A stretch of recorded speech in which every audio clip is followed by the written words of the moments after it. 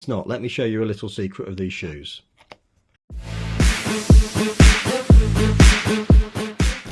So hello, and the reason you're watching this video is because you're interested in these. So the Carnac Mode MTB shoes, they came part of a bundle package from the retailer and the distributor Planet X here in the UK.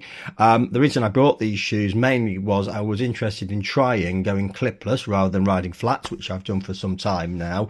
And these came as a bundle package along with the pedal and also a pair of socks for less than £50 at the time of purchase. So I thought that was a real good bargain, especially for someone who wanted to try going clipless. But the main reason for this video is the instructions that came as part of the set with the pedals, in fact, do not cover these specific shoes. The pedals, which are from Jobsworth, I'll bring these into shop now, they can be used with any Shimano type cleat, apparently. They're a decent pedal, quite substantial. I wouldn't go for these if you're looking to do a bit of XC because they are quite a weight. But anyway, they'll do the job for now. Like I said, I'm just trying these out. I just wanted something bargain basement to use. So we'll pop those over there for now. But as I said, the main reason for this video is the cleat system on these and actually attaching the cleats themselves. What I mean by cleats, in case you don't know what I do mean, is these things here. And that is obviously the method that you're going to clip in to your clipless pedals. I know there's been videos on that in the past, how confusing that is. But that's the cleat itself. It comes with this little two-hole, I suppose you could call it a washer.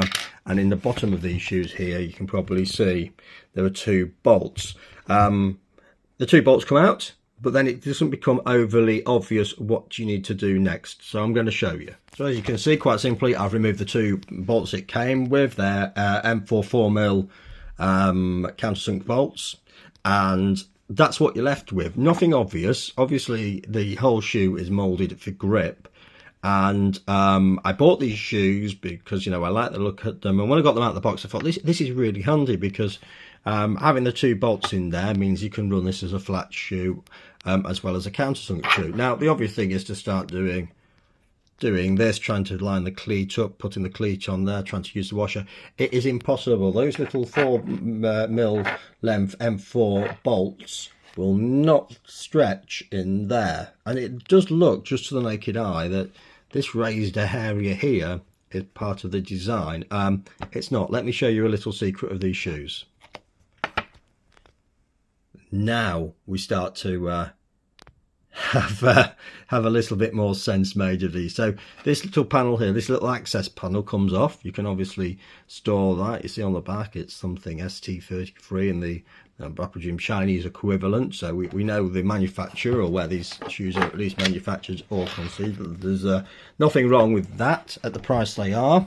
And if I turn them around, so the toe of the shoe is facing this way, you can see there where you can attach the cleats. And it actually makes more sense, and it actually looks really, really good because you've got your two mounting points there. So 1, 2, 3, 4. So obviously you pick two of those on the horizontal to put the cleat in, depending where you prefer your foot.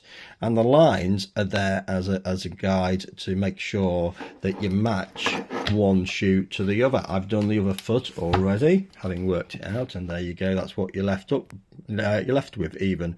So as long as I match where those lines are on the top and the bottom there, you can't quite see the bottom because of the light, those two cleats will match. And it's a very simple process of putting the cleat in with this little other thing. I'm still calling it a washer on top. Make sure you get it the right way around though, because the countersunk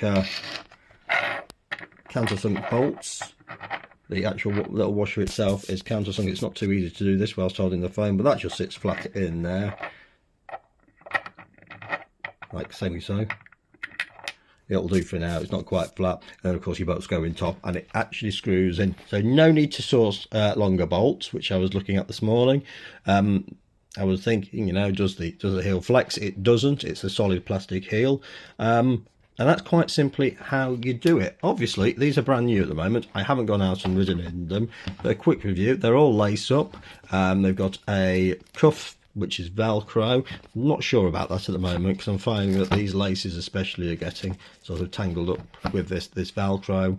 we'll see if that improves with time. The one that's really sold me to it though is this neoprene sort of sock inside, which comes all the way up to the top of the ankle, which should keep any moisture out on these wet rides that quite often happen in the UK. But what I'll try and do is get back to you with a review on these Carnac modes, because there isn't any review videos really online. I know Planet X do an awful lot of marketing, but that's the only thing I could find about them. I'll also let you know about the Jobworth pedals, although I'm not too bothered about those for the price point they're at, less than £20. Let's see if they do the job. As I say, they are quite heavy and bulky.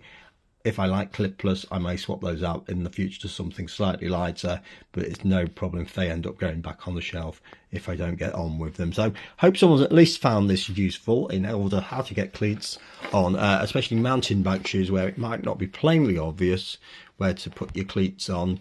And as I said, the neat thing about these shoes is, again, if I don't get on with the pedals, I can always convert them back to flats.